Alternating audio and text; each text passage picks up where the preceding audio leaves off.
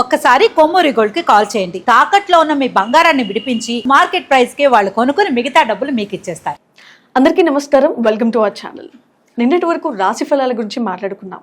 So ఇవాళ ఈ ఉగాది నుంచి ఏ ఏ నక్షత్రాల వారికి ఎలా ఉందో తెలుసుకుందాం. నమస్తే గురుగారు. నమస్తే అమ్మ. గురుగారు, నిన్నటి వరకు మనం ఉగాది నుంచి ఏ ఏ రాశుల వారికి ఎలా ఉందో వివరించారు, మాట్లాడుకున్నాము. సో ఇకపై ఈ ఉగాది నుంచి ఏ ఏ నక్షత్రాల వారికి ఎలా ఉండబోతుంది?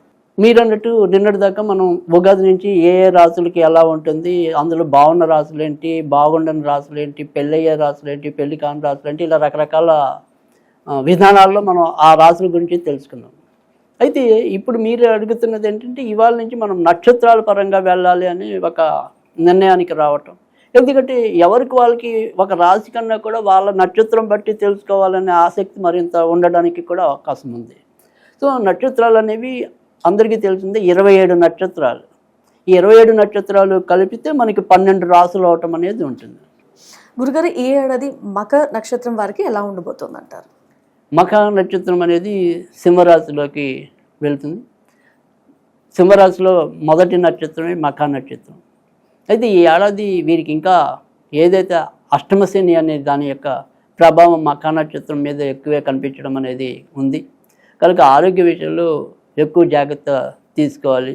ఎముకలు, నరాలు, కీళ్ళకి సంబంధించినవి కానీ, తర్వాత దంతాలకు సంబంధించినవి, ఒక్కోసారి మలబద్ధకానికి సంబంధించినవి, ఇలాంటి వ్యాధులు వచ్చే అవకాశాలు కొద్దిగా ఎక్కువగా కనిపిస్తున్నాయి.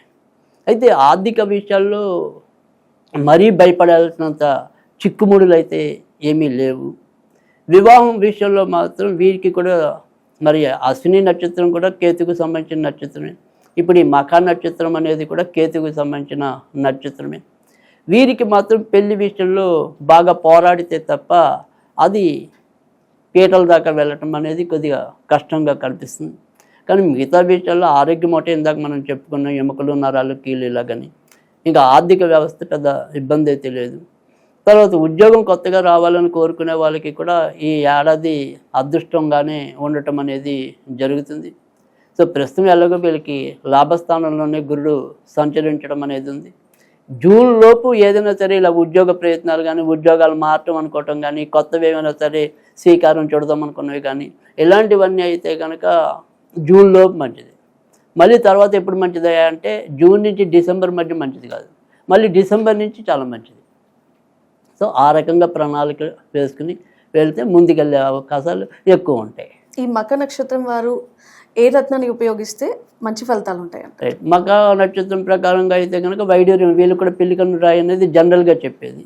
అయితే మక నక్షత్రం పిల్లికన్ను రాయి దీనికన్నా కూడా వీళ్ళకి ఈ సంవత్సరం ఇంకా ఎక్కువ మంచి ఫలితాలు రావాలంటే కనుక వీళ్ళకి కూడా కెంపు పెట్టుకోవటం వల్ల ఇంకా ఎక్కువ మంచి ఫలితాలు రావడానికి ఉంటుంది. ఆ రకంగా కెంపు పెట్టుకుంటే బాగుంటుంది.